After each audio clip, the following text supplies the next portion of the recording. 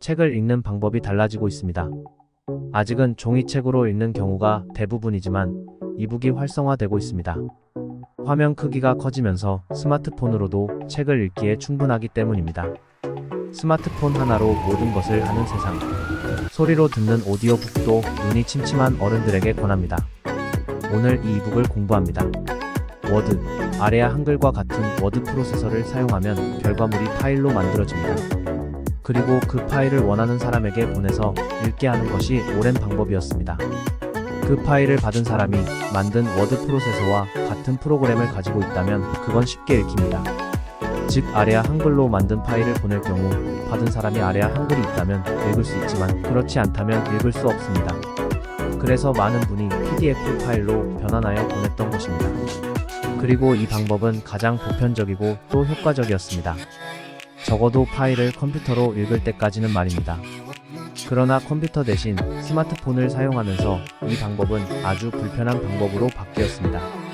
여러분도 경험하고 계시지만 스마트폰으로 PDF 파일을 열면 글자가 보이지 않습니다. 따라서 손가락으로 글자를 크게 하면 읽을 수 있지만 문제는 한 문장이 한 번에 보이지 않아 좌우로 계속 움직여가며 읽어야만 합니다. 이건 읽지 말라는 것과 같습니다. 너무 불편하여 대부분 포기하기 때문입니다. 그러나 구글 문서가 그 통념을 보기 좋게 깨버렸습니다. 먼저 구글 문서는 파일이 아닌 우리가 링크라 부르는 인터넷 주소로 저장되어 이 주소만 있으면 쉽게 읽을 수 있게 된 것입니다.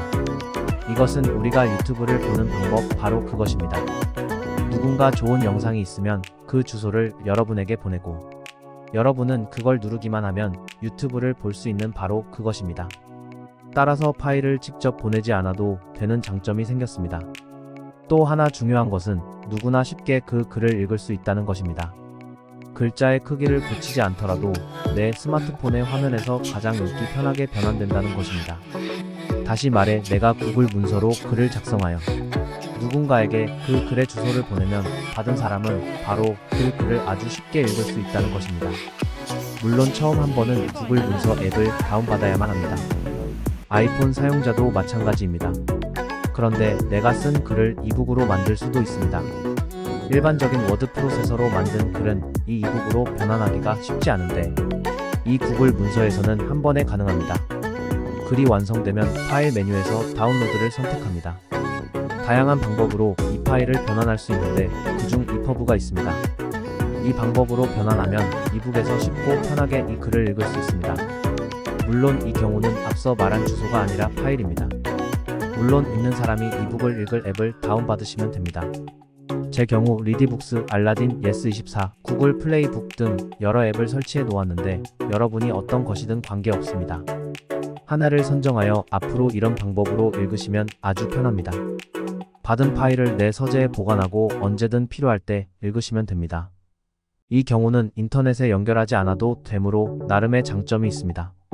비행기 여행할 때 동영상을 다운받아 가기도 하지만 이렇게 이북으로 다운받아 긴 시간 멋진 방법으로 독서할 수 있습니다. 어떤 앱은 그 책을 소리로 읽어주기도 합니다. 앞으로 이북이 대세가 될 것은 분명합니다. 저도 출판 대신 이것을 많이 사용할 것입니다.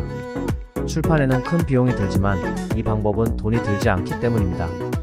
따라서 여러분도 적은 비용으로 사용하실 수 있고요.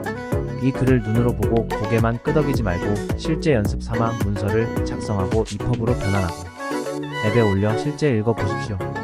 여러분이 그렇게 하는 것이 제 목표입니다. 감사합니다.